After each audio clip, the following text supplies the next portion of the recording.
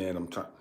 I'm running behind, man. I'm trying to get everything set up. I'm sorry, man. It's been rough. You know what I mean? It's been hectic today, but it is what it is. You know what I mean?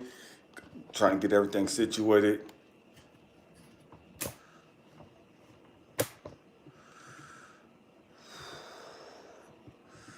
Apologize for the rough start, man. It's been, woosah.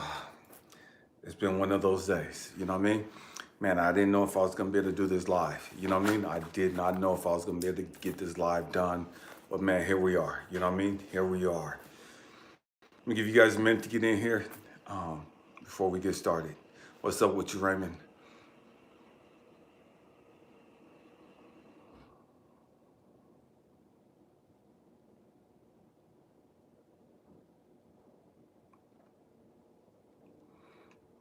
Scorpio lady, Eileen, what's up with your Titan Games? Libra love, what's up, what's up, what's up? Man, family, it's been rough. Man, I thank you guys for your prayers. I thank you guys for your positive energy. Man, been going through a lot, trying to get everything situated. Man, just the process of moving and trying to get stuff taken care of. And man, it's just a lot on my plate. And man, I thank you guys for being here. You know what I mean? Man, it's gonna be good today. You know, man, on behalf of my mother-in-law, man, I bless each and every one of you that come on the live, that catch this live. And for those of you that catch it on the replay, man, may God bless you as well. Man, family, I'm excited. Man, it's April 2nd, man, Palm Sunday. Man, exciting times, exciting times. Scorpio, you know, I don't know when I'm coming back to North Carolina. I have family out in North Carolina, out in Greensboro area. I do not know when I'm going back out that way. I would love to go back out that way and retire and just get a house, and not even get a house, but just get some property and just, man, I have a lot of dreams about being able to go out back that way, getting a few acres, 3 to 5 acres, and just growing a garden and just animals and things of that nature. Trying to catch my breath. Man, that being said, man, family, we have a lot to talk about today. For those of you that don't know, man, I'm just getting caught up on my emails for all of you that have been contacting me in regards to the free coaching and mentoring sessions. I am doing free coaching and mentoring sessions for the rest of this year, for the remainder of 2023. You know what I mean? Man, it's free of charge. It's not going to cost you anything other than shooting me an email at ElijahAmmi@gmail.com. Man, I'll get you set up. And I'm trying to get them done on a Saturday because my schedule during the week is so busy, you know what I mean? And so I'm trying to get them all squared away on Saturdays.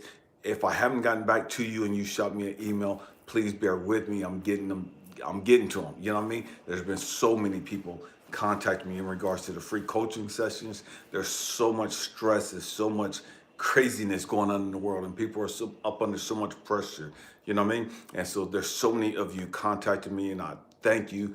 I appreciate, I honor and cherish you for trusting the process and thinking of me highly enough to want to reach out to me to contact me for a coaching session. I'll get that set up as soon as I can. Please bear with me. That being said, family, man, we're talking about, man, wounded warriors, you know what I mean? Healing the pain, overcoming pain. Wounded warriors overcoming pain. You, man, there's a trip. I had seen this movie in the past, but for something told me to watch it earlier this morning, and I was watching this movie, A Wrinkle in Time. You know, A Wrinkle in Time. Oprah Winfrey, I believe she was in the movie, and some other actors, I think Reese Witherspoon and some other people. If you have not seen that movie, man, you have to go check that movie out. I'm trying to remember where I saw it on. It's probably HBO Max or Disney or something. Probably Disney. It was on one of them. You know, I think it was Disney. Um, Disney Plus. A Wrinkle in Time. Check that movie out. Oh my God, man! There's a scene in the movie where Oprah's talking to this young lady who her dad disappeared and has been gone for 4 years, and Oprah's is part of the universe, and she's coming to help this young lady find her dad and all this other stuff. But she's talking to this young lady, and she tells this young girl, man, Do you not understand? And I'm sharing this with you guys because, man, I want you guys to understand this. I want you guys to catch this. Do you not understand all the things that had to happen in life? Not just your life, but all the things that had to happen throughout the history of time in order for your life to be the way that it is. Stay with me. Just think about this for a second, because so often we think about our pain, but we don't think about all the stuff that occurred in time. From the beginning of time, for everything to lead up to your parents, your grandparents, your great-grandparents, all of these people meeting each other and being hurt, damaged, or whatever it is that they went through, all the way up to you. Just take a pause. Because so often, so many of us, we think about, man, I'm going through hell and look at what I got to deal with and my situation and blah, blah, blah, my pain, my struggles, my trauma, my drama, blah, blah. But we don't really stop and think about on the global aspect. 1,000 years ago, 1,000,000 years ago, when you think about all the things that occurred in time, for everybody to be as damaged, to have the wisdom, the knowledge, the understanding, or whatever it is that they had, to pass on to the next generation. Whatever hurt, whatever pain, whatever trauma, whatever suffering, whatever knowledge, whatever wisdom, whatever it is that they gained, whatever it is that they passed on. I want you to just stop and just think about this for a second. How much pain, how much trauma, how much information did my family, my great, great, great, great, great, great, great, great, great, great, great grandpappy have to go through in order to instill that or to pass that knowledge, that hate, that self-hate, or that self-love? That curse, that generational curse on to all of our ancestors, for that to be passed down to you. Let me try to say it differently. What did your parents have to go through in order for them to be the parents that they were? What did your grandparents have to go through in order for them to be the grandparents or the parents that they were for your parents? What did your great-grandparents have to go through in order for your parents to come out the way that they did, or your grandparents to come out the way that they did? What did your great-great, and so just stop and think about this. How many generations, however many generations you can, whether it's 20 generations, 100 generations, and I know most of us, we don't know our ancestors, our lineage that far back. Most of us, we may know our grandparents, we may even know our great-grandparents, but we don't know the struggles and the traumas and the pain that the great majority of them had to go through in order for them to be the person that they were. Stay with me.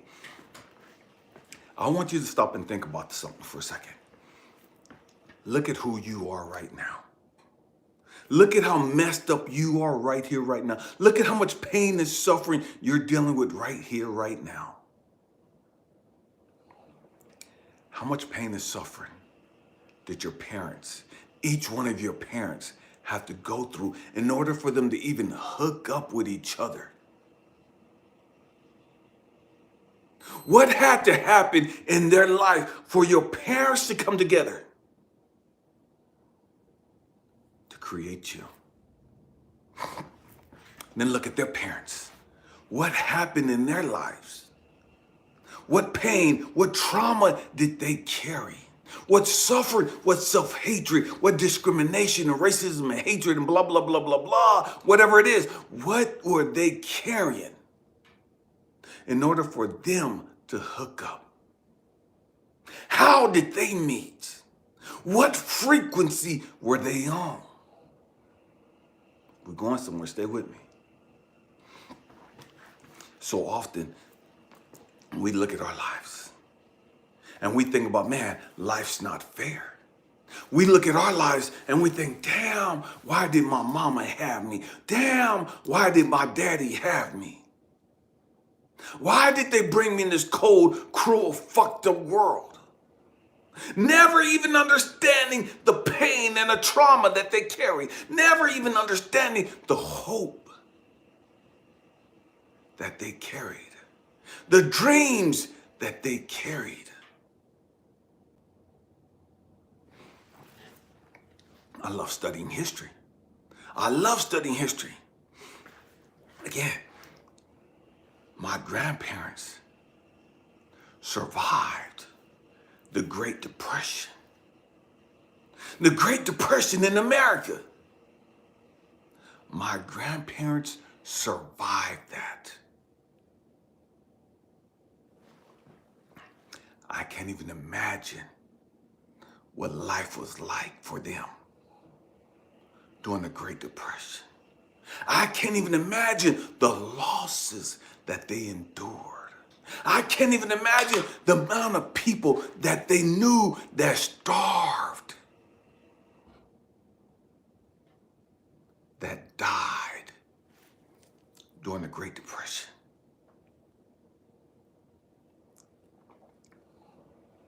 It's easy for us to look at our lives. It's easy for us to take on a victim mentality.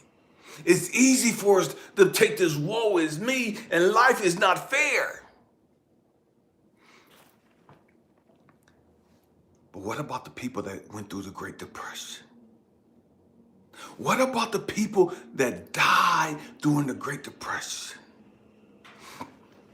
Here's a piece of information for you, just in case you didn't know. During the Great Depression, here in America, there were families that sold their kids.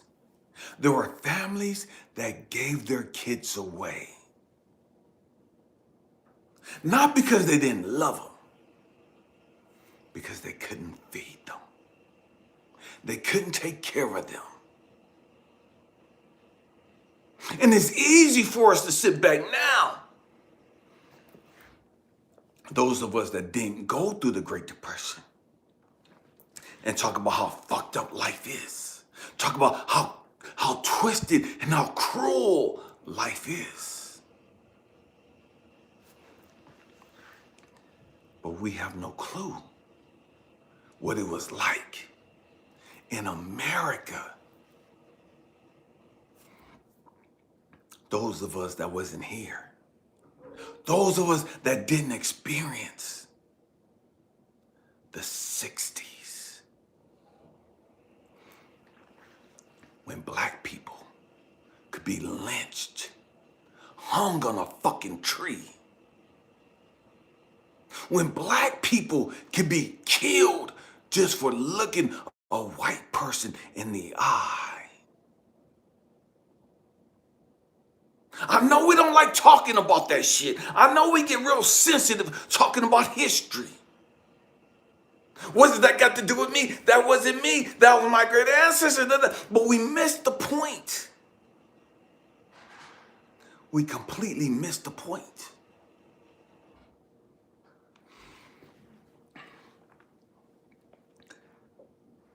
In this country, where black people were beat and dogged out just because of the color of their skin.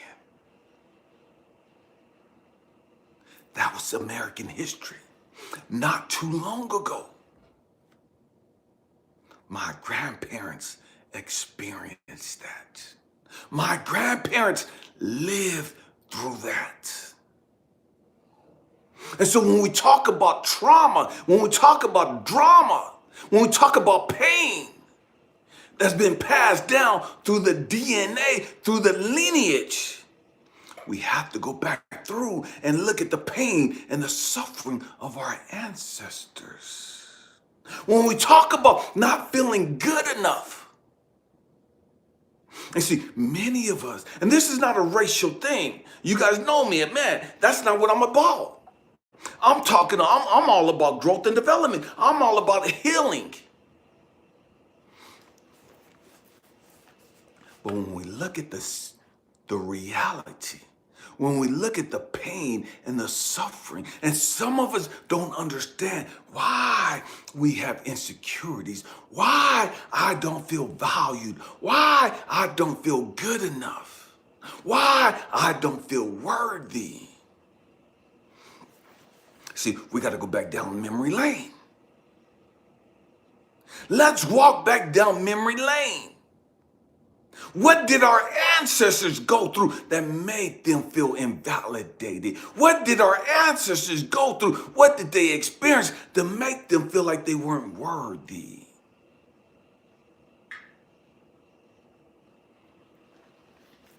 See, it's crazy how we could get everything twisted.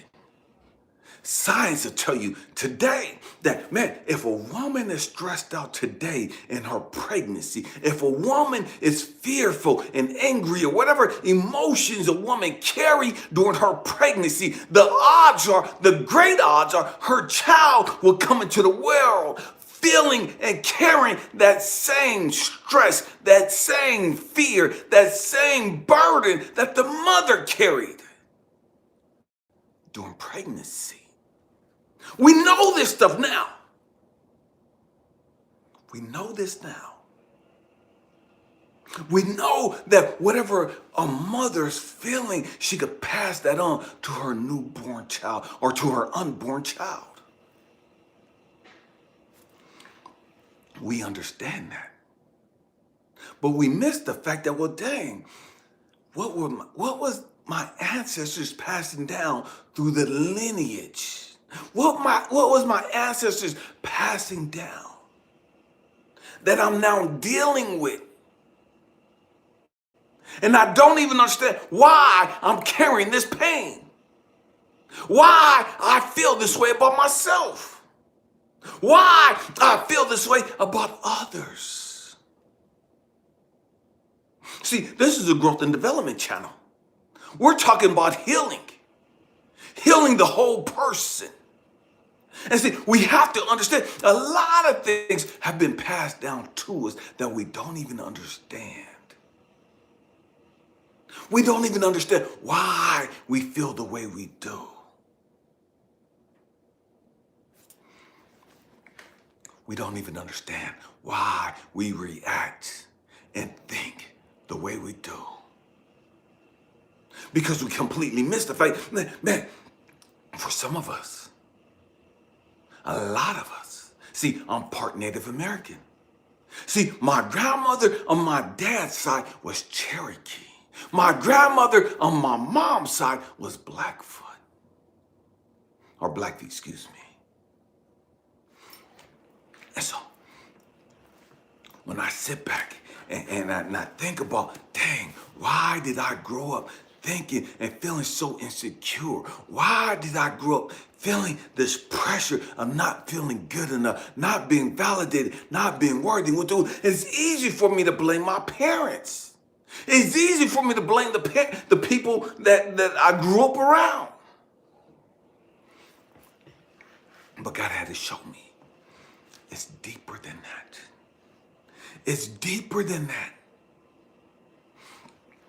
Elijah, your ancestors went through hell. The Cherokee, Tears of the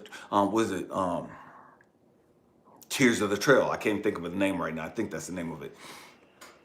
Where they were they're forced to leave their reservation, their land. And they were given tainted meat and blankets and things that had sicknesses or illnesses or diseases in them by the U.S. government. And so many of my ancestors on my grandma's side, as far as the Cherokee Indian, so many of them, Trail of Tears, thank you, died. So many of them suffered. And that's part of our DNA. That's part of my DNA. And I can't sugarcoat that. I can't cut that off. I can't dismiss that.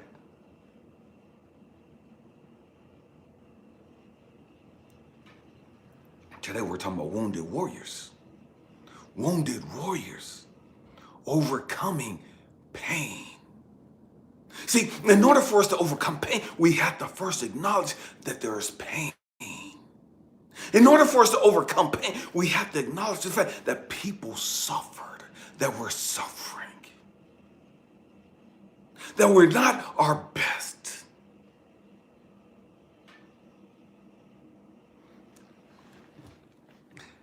As a kid growing up, I never acknowledged the Indian part of me. I never acknowledged that. I was black, I was African, I never acknowledged that I was Indian.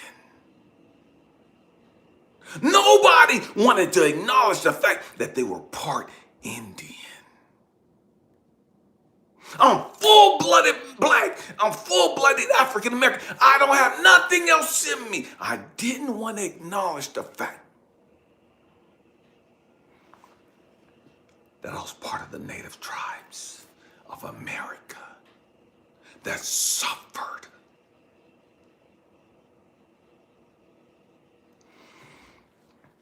And what God had to show me, Elijah, I don't care how grown you think you are. I don't care how woke you think you are. I don't care how enlightened you think you are. You are never, ever gonna reach your full potential until you acknowledge who you are. And you can't acknowledge who you are by dismissing a part of who you are. And so many of us, we don't want to acknowledge who we are. We don't. Because of shame and embarrassment, the humiliation.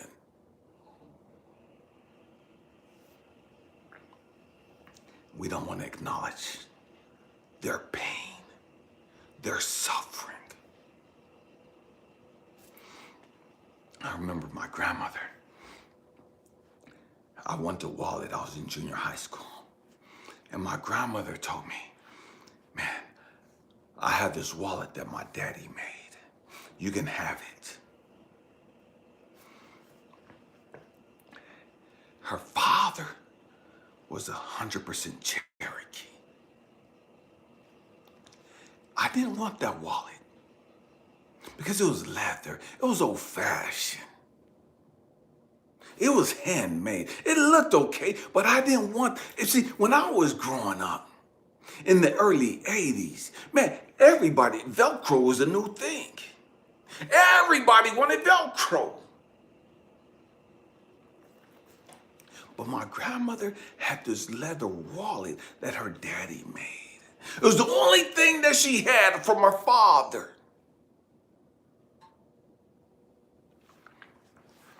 And as the truth be told, it breaks my heart that I didn't want it. The truth be told, it hurts me that I didn't want that. The truth be told, I'm ashamed that I didn't want that. The truth be told, man, it bothers me that I rejected my lineage. I rejected my ancestors. I didn't want that old-fashioned handmade leather wallet because some Indian made it. I didn't want to subscribe to the fact that I was part Indian.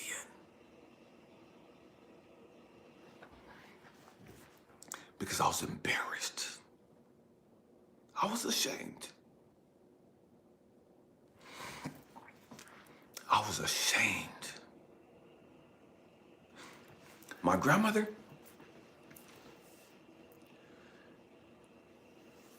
was Indian. Wasn't black, wasn't black skinned at all on my dad's side. Wasn't my color at all in any way, shape, or form. If you looked at her, you could see that she was Indian.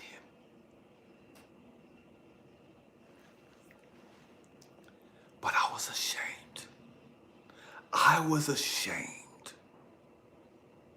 I was embarrassed that she wasn't black. We're going to keep it real. This is what this channel is all about. You know what I mean? We're talking about overcoming pain. And we have so many different types of pain. We're talking about wounded warriors. Wounded warriors. We came here to make a difference. We came here and we inherited all the pain, all the suffering, all the drama, all the chaos, so that we can help others heal. But before we can help others heal, there's areas where we have to heal. There's aspects we have to keep it real with. And I was ashamed of my lineage. I didn't know anything about my mama's side of the family. I grew up with my daddy's side. It wasn't until I was an adult that I realized, or that I was informed, that my grandmother on my mama's side was Blackfeet.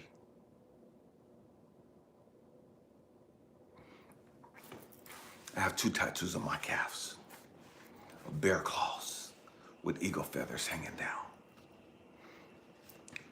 And I have them representing each tribe that I came from. Why?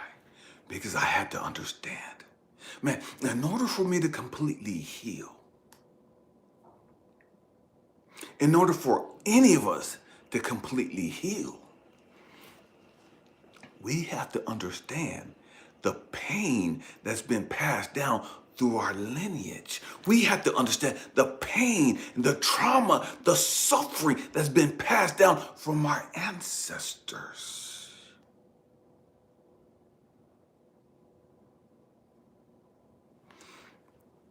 You've heard me say this before. Like, we're here as generational curse breakers. You can't be a generational curse breaker and you not understand the pain and the suffering and the trauma inflicted upon the generations that came before you. You can't be a generational curse breaker and not understand the agony and the suffering of those ancestors that walked this planet before you.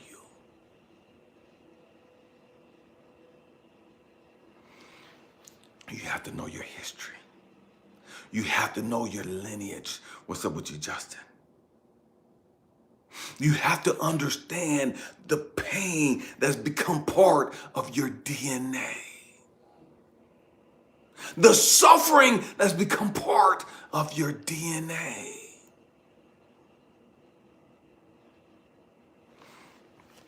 And the trip is 2015. Was March 2016, excuse me. I found myself going to China. But before I went to China, how can I say this? My wife, my late wife, Cecilia, she had cancer, stage 4 breast cancer. And I'm struggling with losing her. And God had to show me something.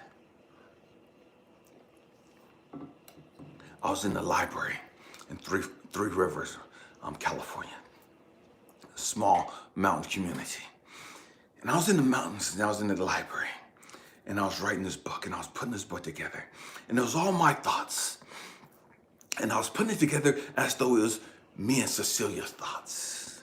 And I wanted to pass it down to the kids, to all of she had 3 boys before we got together and I had 7 kids.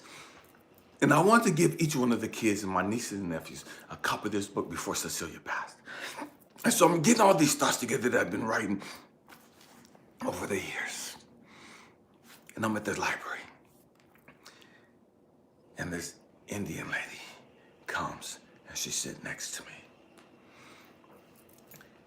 And she asked me what's wrong with me. There's nothing wrong with me. I'm good. I'm just trying to get my thoughts together. I'm trying to get this book done and da-da-da-da. Stay with me. I'm going somewhere.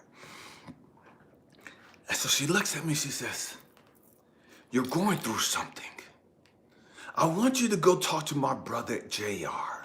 It's the Indian guy at the Tule River Indian Reservation. I want you to go meet him. I want you to go talk to him. I want you to go fast. I want you to go sweat with him. And I'm sitting there and I'm listening to this lady and my eyes are swelling up with tears because she don't know the pain that I'm going. I'm about to lose my wife and I'm at my its win. I'm about to have a nervous breakdown. She don't know the pain and the pressure that I'm on. And so I'm listening to her talk to me. And she's telling me, man, go talk to JR. Man, go sweat with them on the reservation. It'll help you. Whatever it is you're going through, it'll help you. I call JR, or I call the reservation, and I'm looking for this guy named JR. And so I can sweat. So I drive up there. It's an hour away from where I'm at. I drive up to the reservation, and I'm telling them I'm here to meet this guy named JR. And he's in charge of the sweat lodge. So they know exactly who I'm talking about. And so this guy comes up. Long ponytail. And he looks at me, looks me up and down. And he says, come walk with me. And we end up spending about 5 to 6 hours just talking. It was as though this was my long lost uncle. It was though he was the family that I've always wanted, but never had. I'm talking to this guy and I'm connecting with this guy and it's blowing me away because he understands me. And my own blood family don't fucking get me. And this Indian guy I've never met understands my pain and my suffering. I'm talking to him about things and he's finishing my sentences. He knows my thoughts. Make the story short, I start going sweating with them. Start taking kids to sweat with them. Found out about this fast. This 3-day fast that happens in spring. And I told him, it's like, man, I need to fast. I need to do this. And I'm pleading with him, man, let me do this. Man, I don't know why I gotta do this. But something's calling me. I met you for the purpose of I got to do this. I gotta do this fast. I don't understand why. I fasted with Christians, but I never fasted with my Native American brothers. I never fasted in the mountains like this. I've never gone through a pilgrimage like this. I don't understand why I gotta go through this, but I gotta go through this. And I'm pleading with them, man, I know that I'm black and I know that people aren't gonna accept me, but man, I gotta do this. And he tells me, man, yes, I know your heart. I know your intent. This guy opened up his family to me, brought me into the tribe, accepted me, allowed me to do this 3-day fast. Before the fast, I was like, okay, I'm in 3 Rivers. And I'm like, God, I don't know why I got to go through this. God, I don't know why I got to go through this, but something is pushing me there. Something is pulling and drawing me. I have to do this. So a week before I'm to go to the reservation and be up in the mountains and fasting, no eating, no drinking, no brushing my teeth, nothing, just me in the wilderness for 3 days. Me all by myself in the mountains for 3 days. I'm like, okay, God, man, I gotta get right. I gotta get right. And so for the week before that, before I go up there, I go on this fast. I cut out all meats, all carbs for 4 days. And I'm like trying to get my mind right. I'm meditating, I'm praying. I'm just walking around. I'm living on the ranch out there in 311. I'm just walking around just like crying out to God and talking to God. It's like, man, God, I don't know why I got to go through what I got to go through, but I got to go through what I got to go through. Help me. Give me the strength. And then the last 3 days, I go on this fast. I'm not fast. It's a fast, but it's a liquid fast. I'm growing my own fruits and vegetables, and I'm taking all the carrots and all the herbs and the plants and stuff, and I'm just juicing it. The kale, the spinach, the broccoli, and the spinach and everything, and I'm just juicing everything, and that's my meal. Just juicing my vegetables, my fruits. No eating anything, just juicing whatever it is that I'm taking in. And I'm just getting my mind right for this fast. And so then he tells me, JR, he tells me, when you come to fast,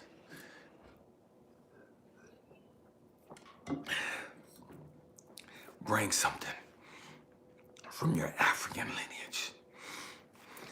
And they present me these hawk feathers. And one of the brothers take this leather band and he wraps it up for me and he makes this, I don't even know what to call it, but it's like a stick, but it has the hawk feathers coming out of it. And so I'm like, okay, I have this walking stick that I got from the Khan tribe in Africa, in Ghana, Africa. I bring that with me. I bring this walking stick that I get from JR's father. He handmade this walking stick. I bring that with me, and I bring the hawk feathers, and I have that with me, and I make this tent. And I'm in this tent, and I can't eat anything. I can't drink anything. Can't brush my teeth for 3 days and 3 nights. And I'm there. And the first night I go into this tent. And I'm sitting there. And I don't know what happened.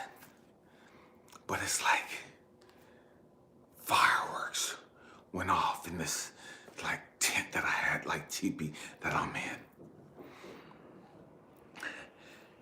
And I'm sitting there and I can see the fireworks just going off. And I'm hearing my ancestors just clapping and just joyous. It's just a joyous occasion that I'm here.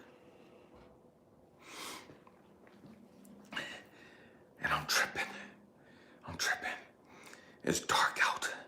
And I'm sitting in this tent. And I can't open up the tent. I can't leave this tent at all. So I'm sitting there. And all I could do is just sing hymns and just pray and just meditate. And I'm holding the walking stick from my African tribe in my right hand. And I'm holding the Indian walking stick in my left hand. And I got the hawk feathers on my heart, on my chest. And I'm just laying there on the floor, on the ground, just crying out, God, help me. I don't know why I'm here, but here I am. I don't know what's going to happen, but here I am. I'm ready for whatever. And I sit up, and the fireworks are going off in the tent. And I can feel the presence of something outside of the tent. Don't know what it is. It's pitch black. It's pitch black inside the tent. And it's pitch black outside of the tent. And I feel something walk behind the back of the tent where I'm sitting. And with a stick, it poked through the tent and hit me on the back. And I could hear, "Come with me." And I'm telling you, I can't leave the tent. If I leave the tent, the fast is forfeited. I can't leave. And I hear the voice again, "Come with me." And I can't go, and I'm sitting there and I'm crying because I don't know what to do. I know something crazy is about to happen, but I don't understand it. And I'm crying out to God, "God help me. God help me." And his presence comes inside of the tent. And it's like a spiritual being, like a ghost, if you will. And it reaches down, and I'm sitting on the ground now, and I'm sitting there with my legs crossed, and I'm holding everything close to me. I got the walking sticks in my hand, and I'm holding the feathers across my chest, just like this. And I'm like, "God, help me, God, God, God, God." I'm scared, I'm terrified, because I know something's about to happen, but I don't understand it. Stay with me. We're talking about wounded warriors overcoming pain. And so I'm sitting there, and this being grabs my hand and lifts me up out of the tent. My body's still sitting there, but my spirit goes. My spirit's able to look down and see my body just like this. But my spirit is above me, just hovering. And we disappear. And we're flying. And now we're in Georgia. Again, I was in California. Now we're in Georgia. And we're just hovering through the air. And I'm just flying, just following the spirit guide. And we come upon this vehicle, my ex-wife and my three babies. Two of them were in the car, my two youngest ones. And she's yelling at them and just cussing and just going on. And I'm just mad and I'm hurt. It's like, why is she talking like that? Nobody should have to endure that crazy shit. Nobody should have to listen to their mama anger and her hurt and her trauma and her pain and suffering. Nobody should be have to deal with her bullshit. And my heart is broken for my babies, and I can't help them. I can't reach them. They can't see me, but I see them. I'm listening to their mama. And I understand why we're divorced.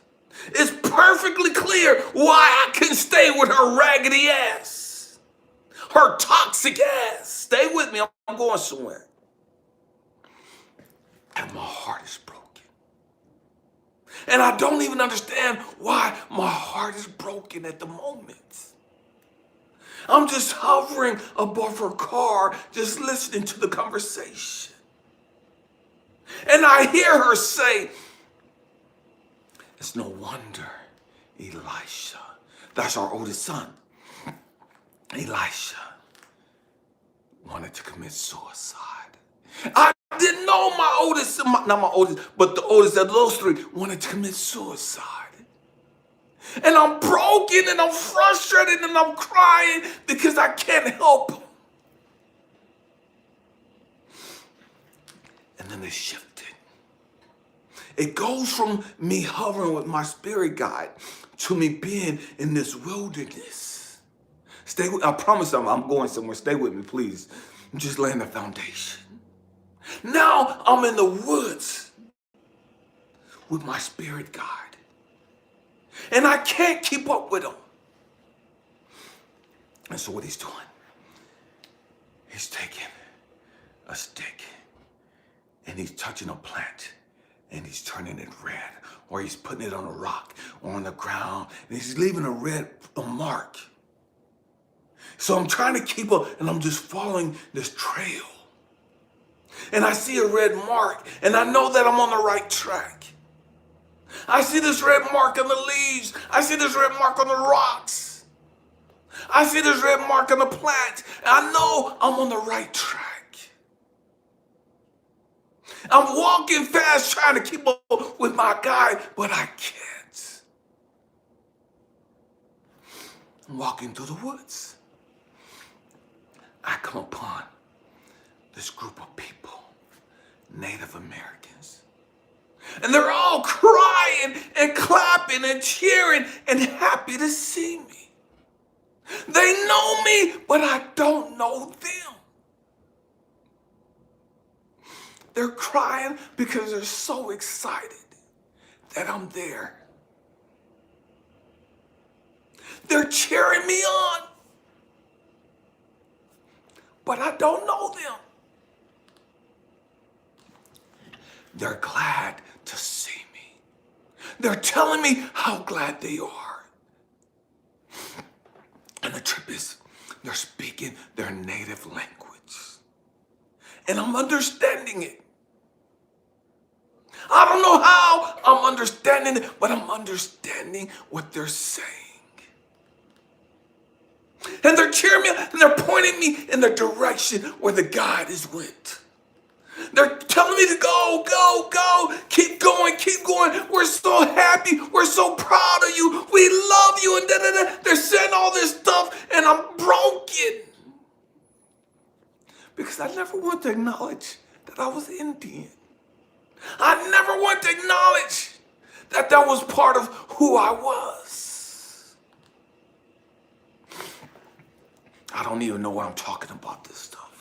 When I put out that I was going to have this conversation or we was going to do this live, I had no idea we was going to go down this path. I had no idea we was going to talk about the stuff that we're talking about.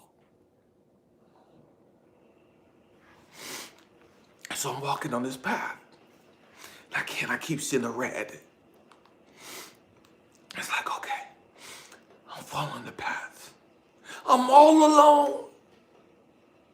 Lonely as hell. But I remember my ancestors, all the Native Americans, the tribe is cheering me on. We're with you. We got you. Keep going. Don't give up. Keep going.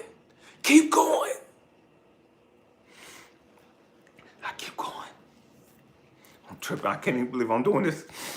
I keep walking. I come upon this dome. I come upon this dome. And it doesn't look like anything that I've seen earthly, if that makes sense. It doesn't look like it's human-made at all. It just appears in the middle of the jungle. And I'm walking up to it. And I get to this door. And there's a red mark over the door. It's like, okay, yeah. I'm at the right place. This is where I'm supposed to be. Open up the door. And I walk in. It's all the latest technology. It's a trip because it doesn't seem humanly. It doesn't seem to be from Earth at all. It's just all this new, I'm trying to say new age, but it's not even new. It's like extraterrestrial stuff. It's like we don't even have this information. We don't even have this technology here on Earth. And I'm sitting there, I'm not sitting, but I'm walking and I'm just looking around and I'm just like in complete, utter amazement that all this stuff is right here in the jungle. It's in the jungle.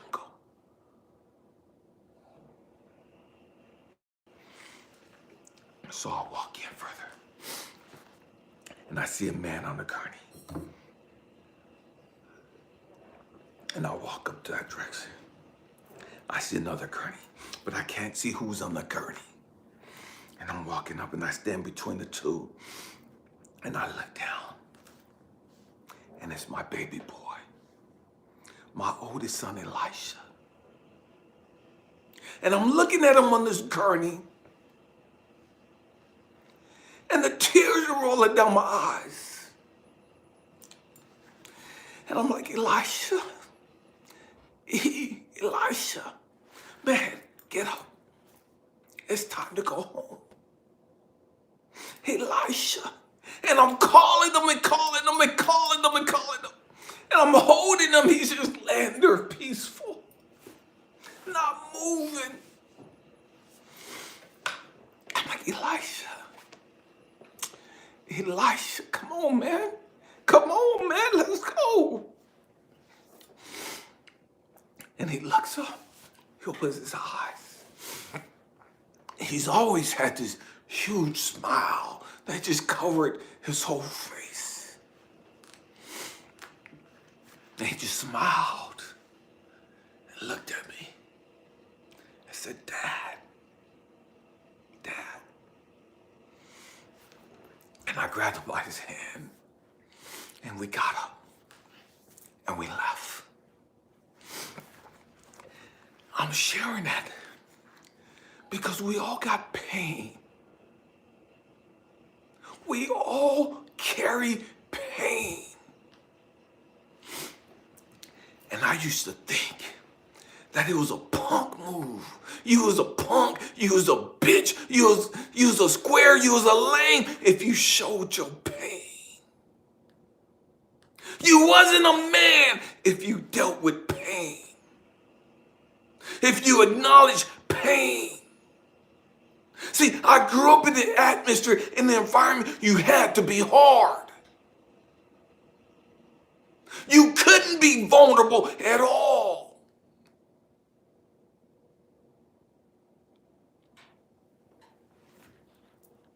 And that's messed up so many of us men. That's fucked up so many of us men. We don't know how to deal with our emotions. We don't know how to deal with our pain.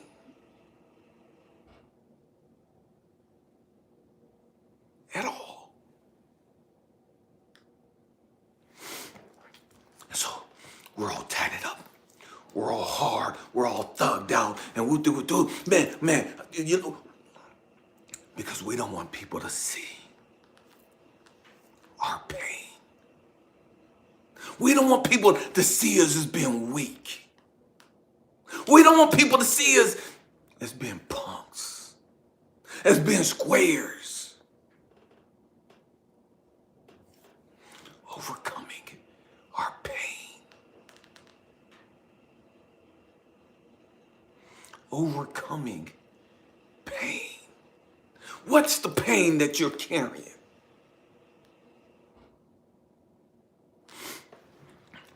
For years, I felt like I wasn't good enough. For years, I carried the pain of not feeling like I fit in.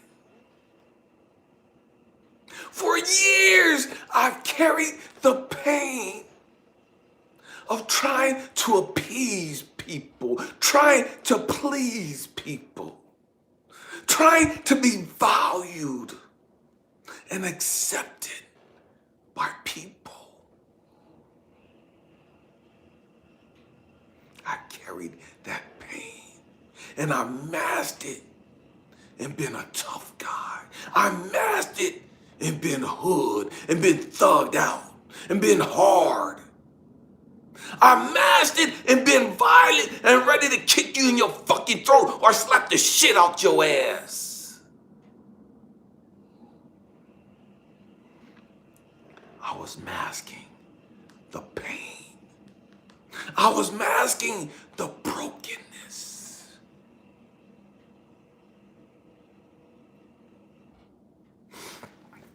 What God had to show me was Elijah,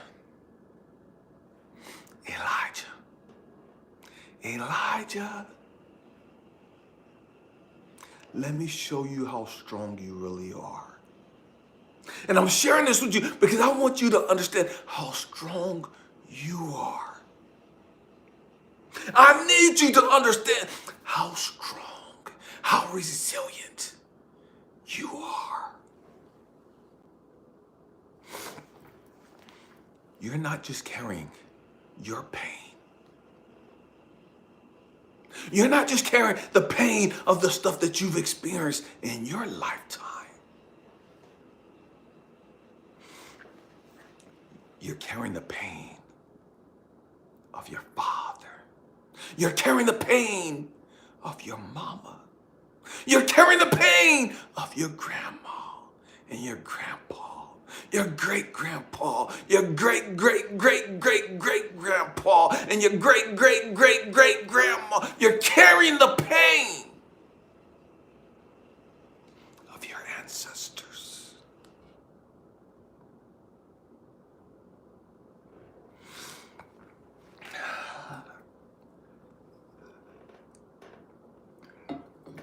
But God is saying, you're a warrior. You've been wounded. You've been wounded. You was wounded before you even came here.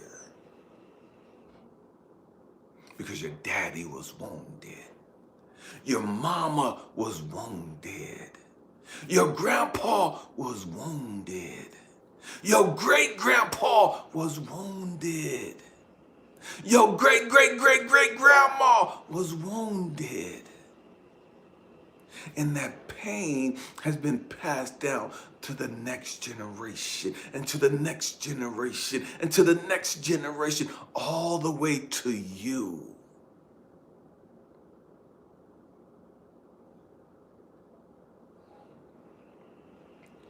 We came here as generational curse breakers.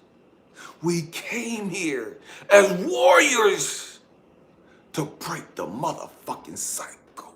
We came here to end the pain for our family lineage, not to continue to pass it on. We came here to break it.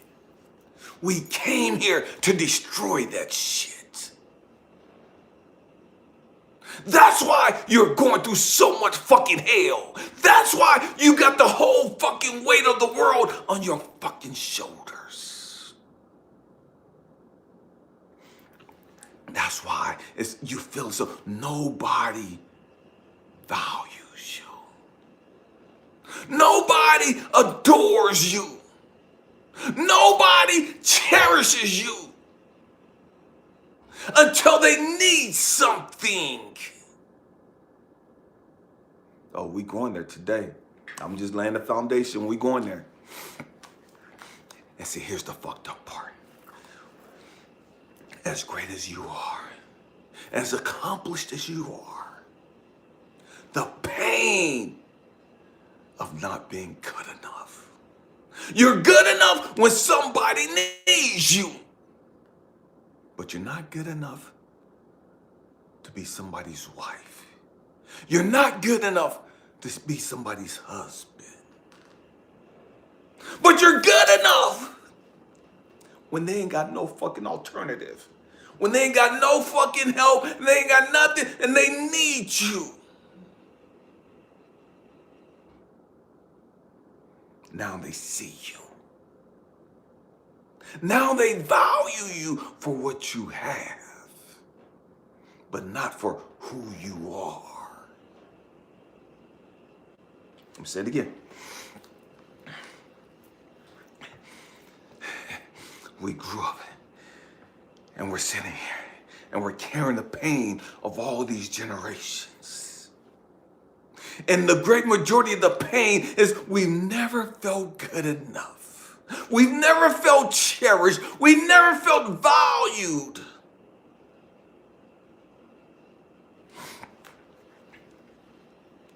Until somebody needs something. Until somebody needs some money from you. Until somebody needs a hookup from you. Now they see you. Now they recognize your potential in that aspect. In that area, they recognize your worth.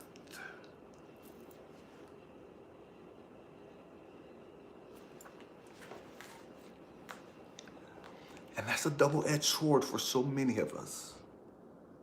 Because we want to give.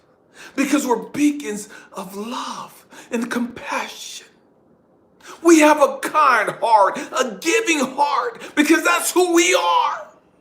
But life has made us hard. Life has made us not trusting. You know what I mean? Life has made us standoffish. Like, no, I can't fuck with you motherfuckers. I'm tired of being used and abused. I'm tired of being dogged the fuck out. And so we're hurting. We're hurt. And even though we're able to help others, that's like a stab in the fucking heart. Even though we're in a position to be a blessing to others, it's almost like it's a fucking curse at the same time. Because I'm grateful that I can bless you and help you. But the truth is, I'm fucked up because all you see me as is this beacon or this vessel to help you. You don't see my real nature. You don't really see me. You're just in need. You're desperate.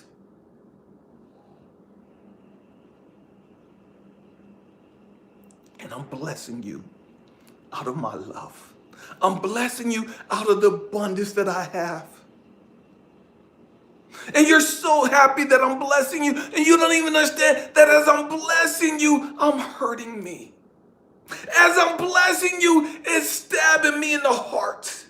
As I'm giving to you, I'm crying on the inside. As I'm giving to you to uplift you, to build you up, and to help you reach your full potential, I'm dying and crying, and nobody sees that. Nobody understands the pain and the loneliness and the frustration that you carry. They see what you have to offer. They enjoy the benefits.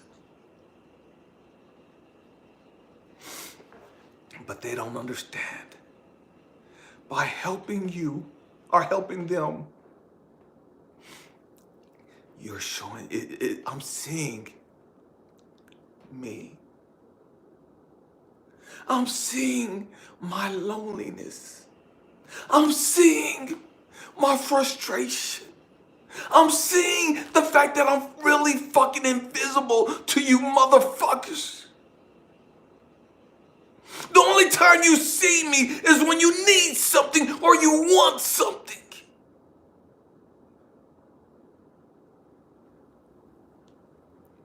But other than that, nobody's caring about my brokenness.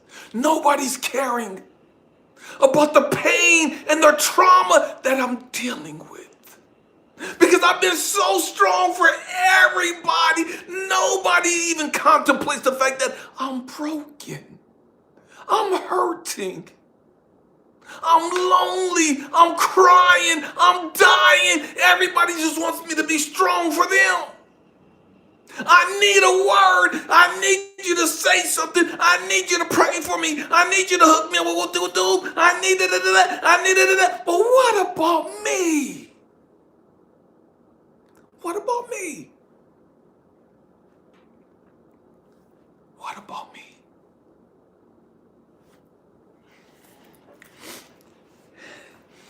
Wounded warriors, overcoming pain.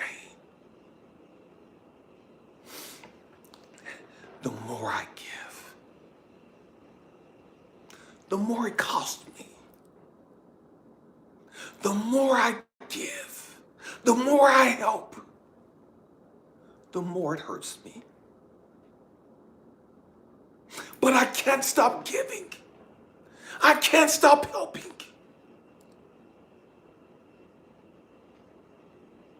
And so I hurt me in the process of helping you.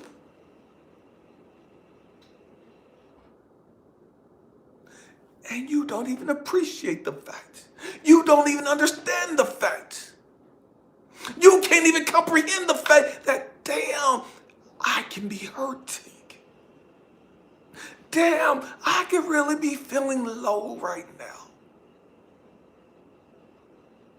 Damn, I could be broken right now.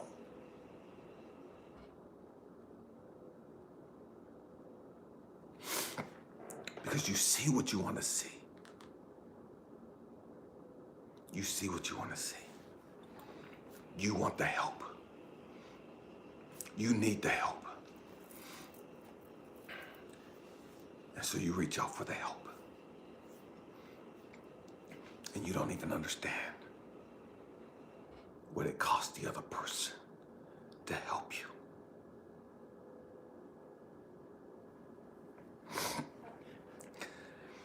Man. Eileen, I bless you. I thank you for the video that you sent me last night. I bless you. I thank you for the donation that you gave last night. I bless you. Family, there's a story in the Bible, and I've talked about this many times. And I now understand it. I now understand it.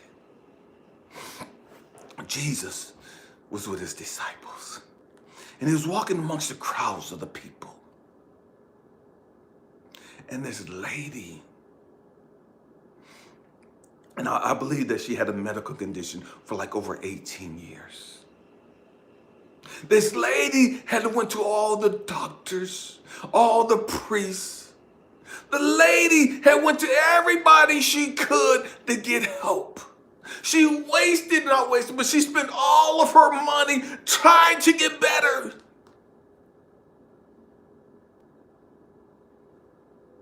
She never got better. At all. 18 motherfucking years of just giving and giving and giving and giving and giving and hoping this is going to be the one, hoping this is going to be the one, hoping this person is going to be the one, hoping this is going to be the one, hoping, and none of it working. None of it helping her. None of it. So finally, here comes Jesus. Here comes Jesus. And so, Jesus was walking with his disciples in a crowd. And this lady, man, I ain't got nothing else to lose. I've done everything I could do. I spent everything I had. I believed everybody that I could. 18 fucking years of hoping. Oh, this didn't work. Okay, let me try this. Oh, you want me to do this, this, and that? Okay, I'm going to believe. I'm going to trust. This is going to work. And then that don't work. Okay, man, I got to find somebody else. And for 18 fucking years, this lady carried her pain. For 18 years, this lady went to all the big wigs. And nobody could help her.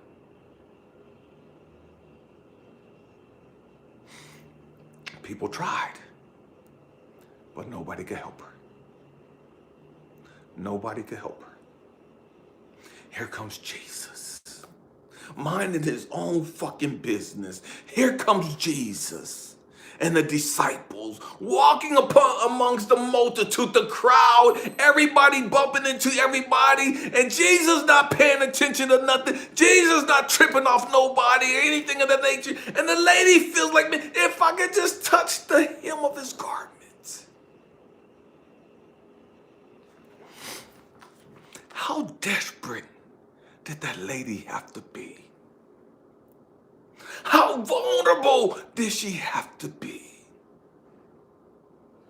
If I could just touch his God, I ain't got to say nothing to him. He ain't got to touch me. He ain't got to say nothing. If I could just touch the hem of his garment. And you got to understand the garments. Everybody wore long robes back then.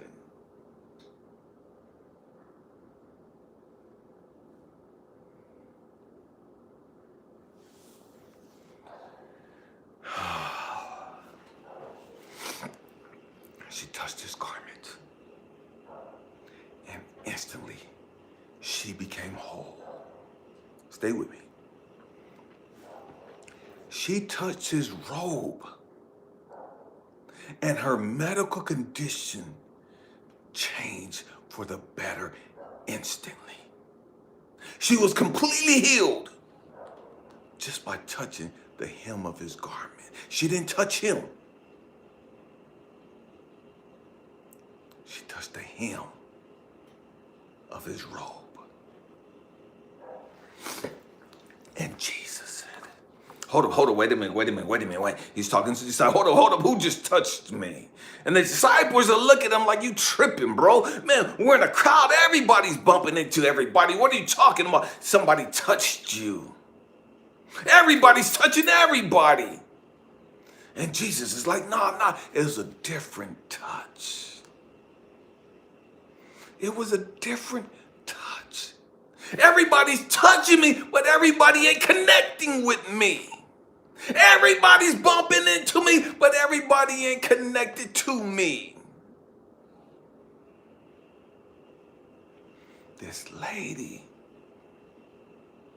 didn't touch me like everybody else did. She connected with me.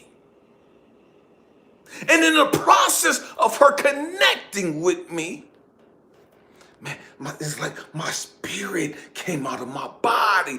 Something came out of me.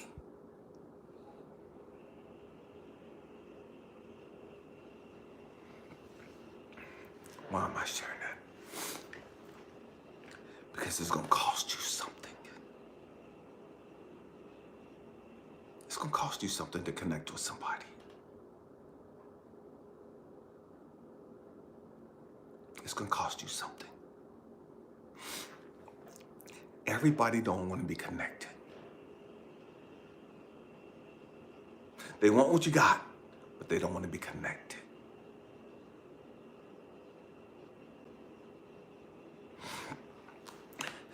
Wounded warrior. We've been so broken. Not just us. Our parents, our ancestors, they've been so broken. And they passed that brokenness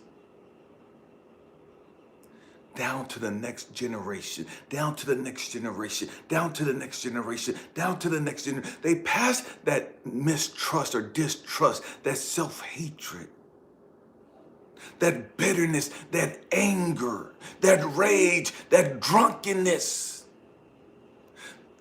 that promiscuity, that womanizing. They pass all of these things down to the next generation.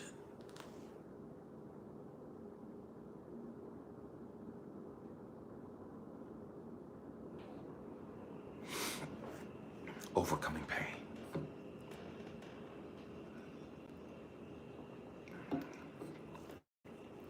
It's not just your pain. It's not just your pain. See, when I was on the reservation and I was in that sweat lodge, and not sweat lodge, but I was in that fast, that 3-day fast, and I was shifting, I was in the wilderness, and I saw this tribe. It was as though I went back in time. It wasn't like, that was like 2015, 2016 that I went through, 2016 that I went through that. It wasn't like it was 2016. No, that was like 1800, 1700 something. They were still wearing the wardrobes, the clothing that they wore back in the 1700s, early 1800s.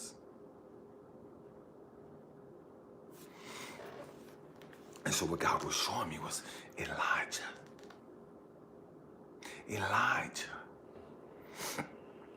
you're here to break generational curses.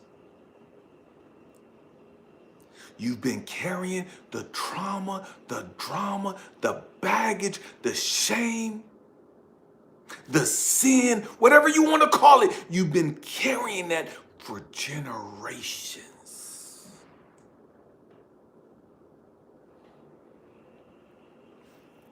And you're the one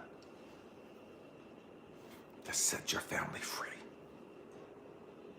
You're the one to set your ancestors free. That's why they were cheering you on. That's why they were happy to see you.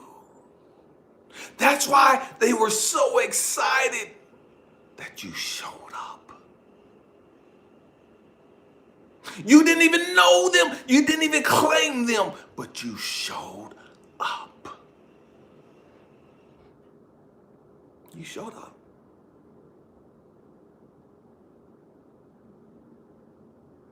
And you walked the path to set them free. You walked the path to go get the next generation, to go get your son. But walking the path to get your son liberated the ancestors before you. Walking the path to go get your son and to set him free and to release him. You liberated the pain and the bondage and the suffering from your ancestors. You have to grow up. You have to grow up. You have to understand that the overwhelming pain that you carry isn't just yours. The overwhelming pain and the trauma and the craziness that you're going through, it's not just yours. Stop being so hard on yourself. You're carrying the baggage and the pain from all of your ancestors before you. But you're thinking it's because you're not good enough.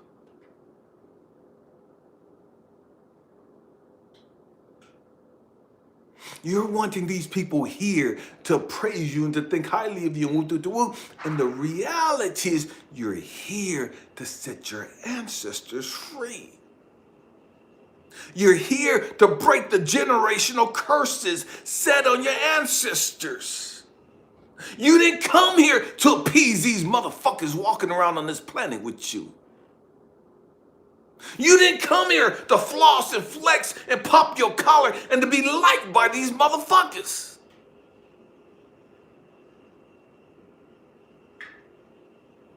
You came here to break the cycle. And so many of us financially stable. And we think, man, I'm better than my pappy and my mama never had this, but we're fucking suicidal. Oh, look at me, I got 5 houses and I got but we're fucking depressed. We're lonely as fuck.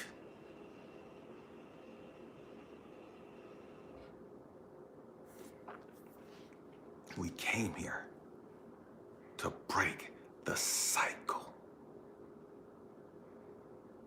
We didn't come here just to achieve some fucking money. We didn't come here just to get fucking houses and cars.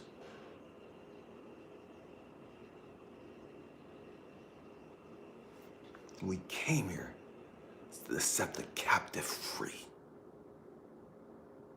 To set the captive free. That's our ancestors and those around us that would listen and adhere to what needs to be shared with them.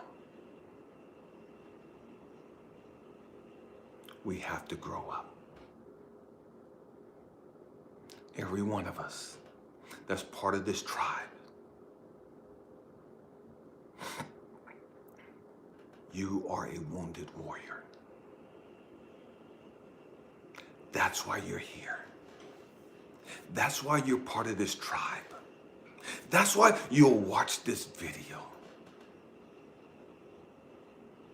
Because you're a wounded warrior. Carrying the pain of your daddy, your mammy, your grandpappy, and your grandmammy, and everybody that came before them. You came to set them free. You came to set yourself free. And you came to set the rest of humanity free. Understanding everybody ain't gonna be free because everybody don't want to be free. And it is what it is. Some of us are addicted to the fucking drama. Some of us are addicted to the trauma. Some of us are addicted to the pain.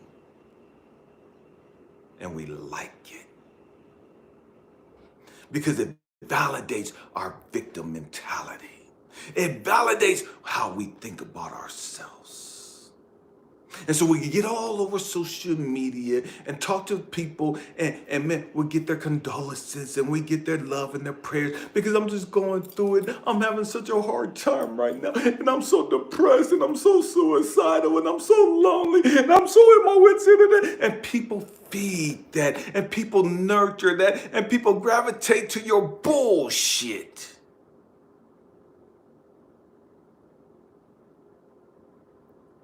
So you're addicted to the drama. You're addicted to the fucking attention you get because of the fucking pain and the trauma you're carrying. So you don't want to heal it because if you heal it, you won't get the fucking attention.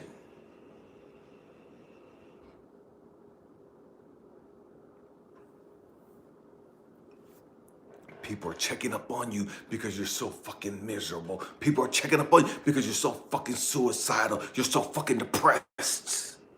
But if I heal this stuff, people might not check up on me anymore. People might not be concerned about me anymore. People might not send me love and positive thoughts and healing and da-da-da-da-da. So I'm going to stay right here, right where I'm at. Because I'm getting the attention. I'm getting the love and the praise from the people. You're so strong and I don't know how you continue all the bullshit that they tell us.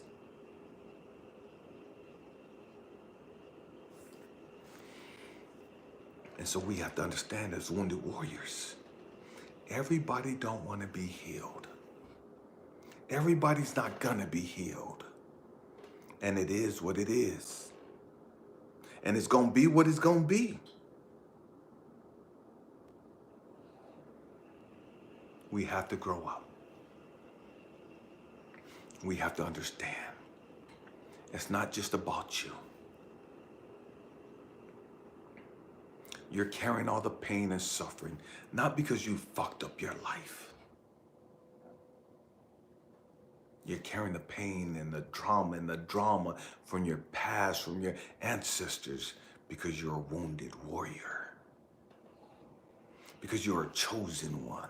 Because you're a star seed. Because you're a child of God. Because you came here for this purpose of being a black sheep and a generational curse breaker. And so in order for you to have these labels and titles, that means you're going to have to carry some shit. You're going to have to face some shit. You're going to have to deal with some shit. You're going to be broken. You're going to be lonely. You're going to be frustrated. You're going to be hopeless sometimes. You're going to feel helpless sometimes. It is what it is. Whatever it is that you feel, you came here for this.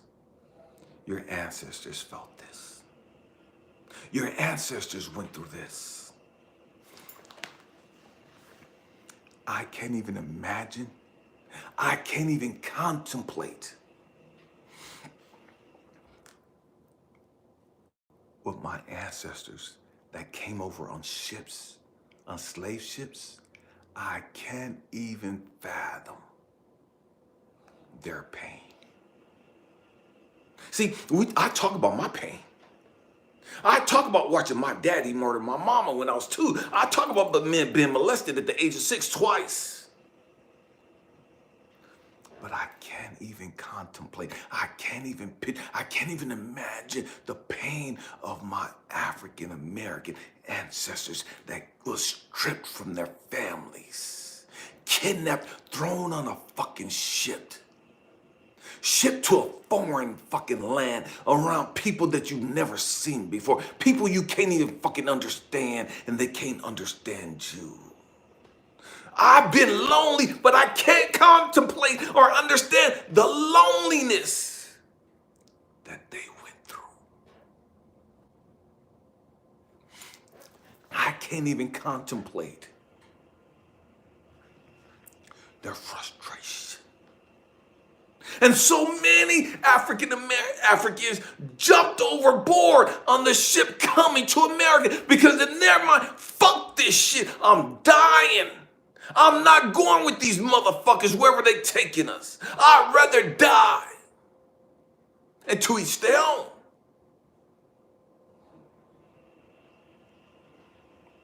I can't imagine the pain of being shackled in the bottom of a fucking ship.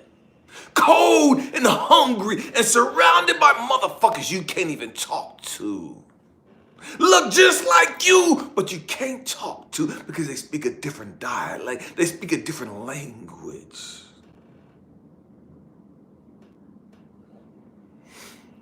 And then you're taken off the ship.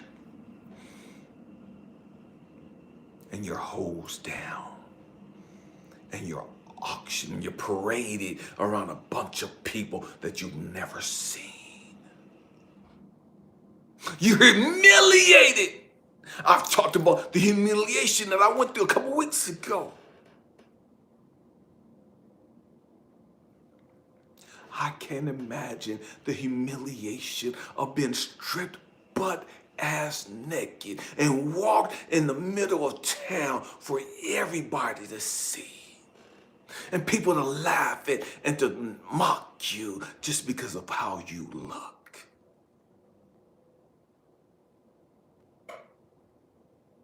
You haven't been given the opportunity to groom yourself and to take care of yourself. You were just shackled in a ship for fucking months to get over here. And now people are laughing at how you fucking look. Motherfucker, if I could have did better, I would have did better. I ain't got a bathroom to brush my hair, comb my hair, put my makeup on, take a bath, and look good.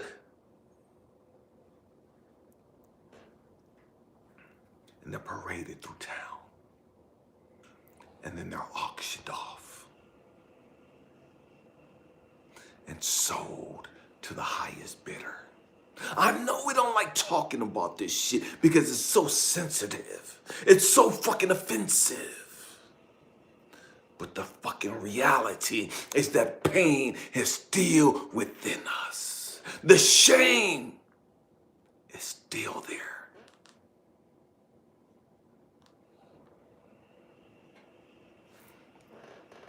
And so, God has showed me, Elijah,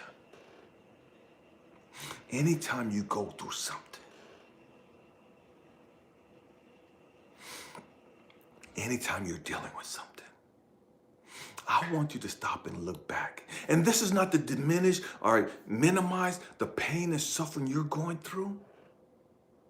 This is not to minimize the pain and the anger that you're dealing with. But I want you to stop and think about something.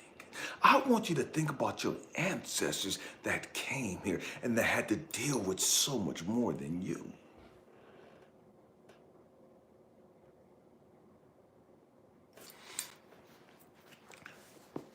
I want you to think about the Jackie Robinsons of the world. See, Jackie Robinson was a great baseball player in the Negro League that was taken to the Major League. And all the threats against his life, just because he was passionate about baseball. Just because he wanted to play a sport that he loved. The death threats that came at him. The people that attacked him. And see, here's the trick. Jackie Robinson wasn't even the best of the Negro League. He wasn't the best baseball player in the Negro League. That's not why they took him.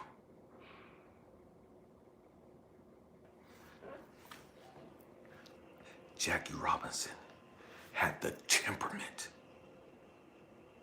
the ability to be able to withstand the attacks. He had the temperament to be able to withstand the threats, the verbal attacks, the physical attacks. Because he knew, if I react, I'm gonna fuck it up for every other black guy that wants to play baseball in the Major League. If I fuck it up, if I react, if I respond to their ignorance with ignorance, if I respond to their hatred with hatred, I'm gonna fuck it up not just for me, but for every other black person coming after me, every other black person hoping to make it here.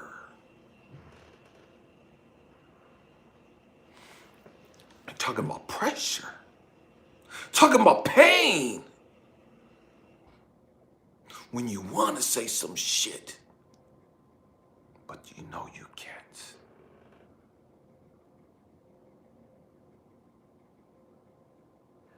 Overcoming pain. Overcoming pain. We don't talk about what our ancestors went through during the Great Depression. We don't talk about how they survived, what they had to do in order to survive.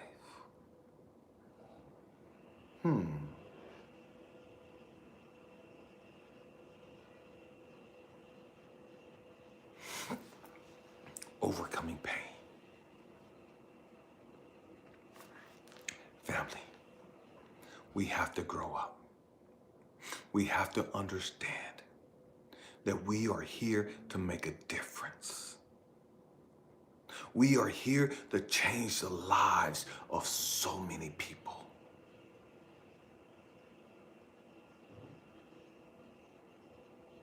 You've been chosen.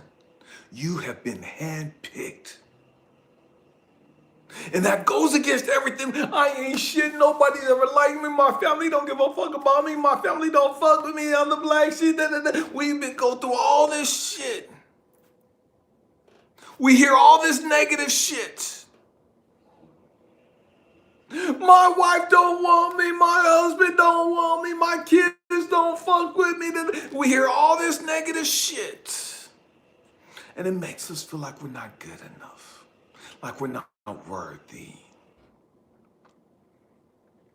When the truth is, every single one of you has been handpicked. You've been handpicked. You were handpicked to be in that family.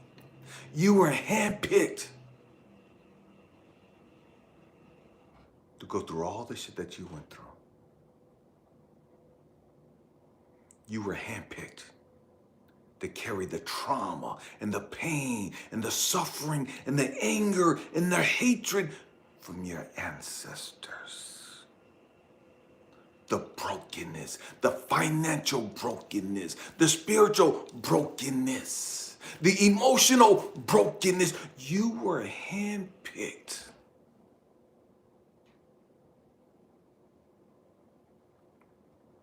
so that you could bring healing, so that you could bring restoration, so that you could bring wholeness. You were chosen for this task. Not because you ain't shit, but because your ancestors knew that you could handle it. Your ancestors knew that you would take care of it and do what you needed to do. That you would make them proud. You've gotten confused, you've gotten lost along the way. That was all part of the process of you coming into an understanding of who you are and why you're here. You're chosen. And I know a lot of people's like, man, that's just so arrogant and narcissistic to think that you're chosen. But it's okay for you to think that you're fucking cursed. It's okay for you to think that you ain't shit. It's okay for you to feel like you're unloved, unwanted, unvalued, and all that other stupid ass toxic shit. But you can't think that you're chosen? That you were handpicked? How fucking twisted and psychotic is that shit?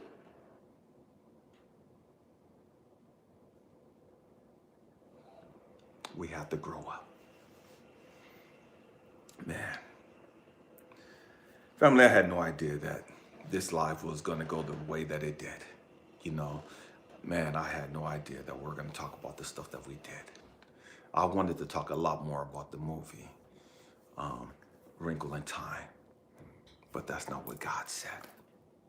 Man, I'd like to pray with you as I close, bring this to conclusion. Dear Father, I ask that you look upon all of the moderators and all of those that showed up on this live for however long they were here, all those that have watched this video later on the replay. Father, I ask that you just bless them. I ask that you just give them peace of mind. Father, I ask that you show them through your eyes. Let them see how loved, how valued, how important they are. Father, I ask that you just give them that joy that passes all understanding. And greater than that, show them how much you love them. Show them how much you value them, how much their ancestors are dependent on them. Man, family, thank you for being with us. Thank you for rocking out with us. Man, we started out rough, but man, we made it through. Continue to keep me and the Queen in your prayers, man, as we'll continue to pray for each and every one of you. I love each and every one of you. Namaste. The God within me sees, recognizes, cherishes, and acknowledges the God in you. Thank you, special thank you to the moderators, Libra Love, Paul, Morbidelli, and Eileen. Thank you for making their lives easier by being there for the tribe, by answering their questions, pointing them in the right directions. I thank you three for all that you do. I honor you. I salute you. May God continue to bless each and every one of you. Happy healing, family. Peace.